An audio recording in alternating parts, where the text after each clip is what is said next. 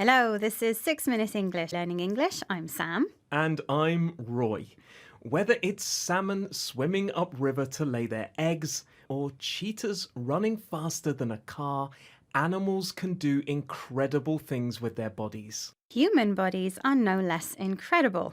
Just think of Olympic swimmers and sprinters. Our bodies work using just the energy provided by what we eat. This means that the human body has to be incredibly efficient, using as little energy as possible to do what it needs to. Yet, even with our efficient bodies, no one can run as fast as a cheetah, not even Olympic champions. In this program, we'll be asking, exactly how efficient is the human body? We'll be comparing human bodies' performance against each other and against some animals too. And of course, we'll be learning some new and useful vocabulary as well. But before that, I have a question for you, Roy. Efficiency involves an input and an output.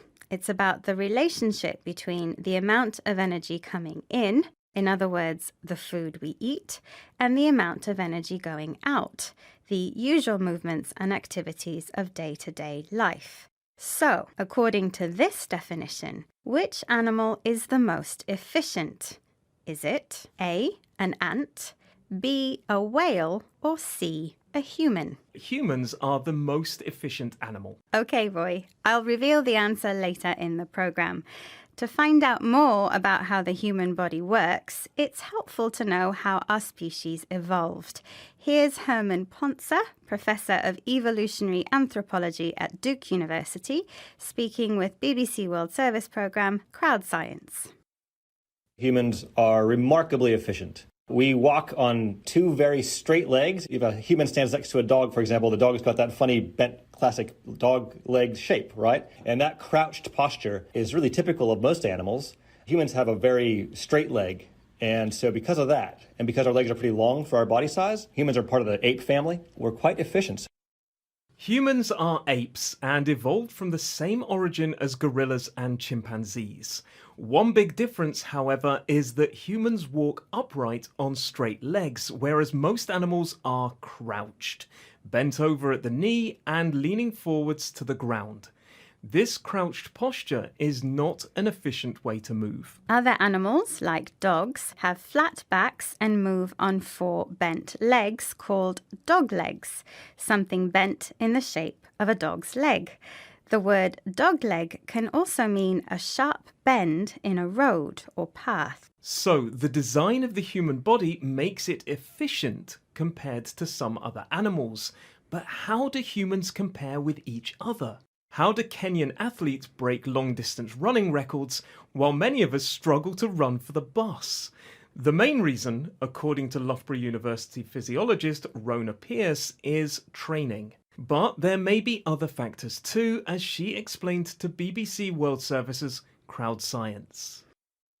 Age probably comes into it in that there's probably an optimal age for tendon elasticity that drops off as you get older, so probably there's a sweet spot in age for running economy.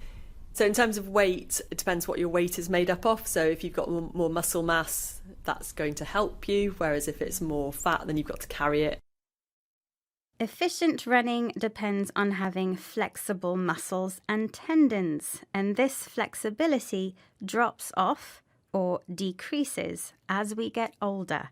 This means that in terms of running, the body has an optimal age, the best age, or the age at which you are most likely to succeed. Body composition also plays a part. Efficient runners need high muscle mass, the amount of muscle in your body as opposed to fat or bone. So, training, age, muscle mass, and genetics are all factors which, when they come together, produce a sweet spot. The best possible combination of factors and circumstances. And from the evidence, it looks like my answer to your question was right, Sam. Yes. I asked which animal was the most efficient, and you said it was C, a human. Well, I'm sorry to say, but that was the wrong answer.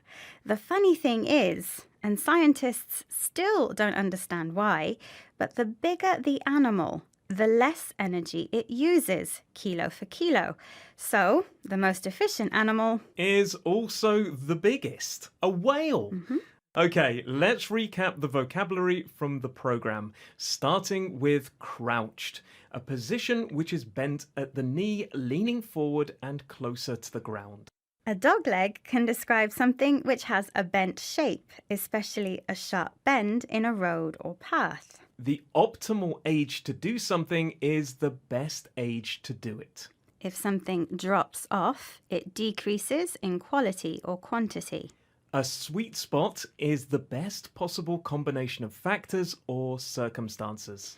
And finally, muscle mass is the amount of muscle in your body as opposed to fat or bone. Once again, our 6 minutes are up. Bye for now. Bye. 6 Minute English.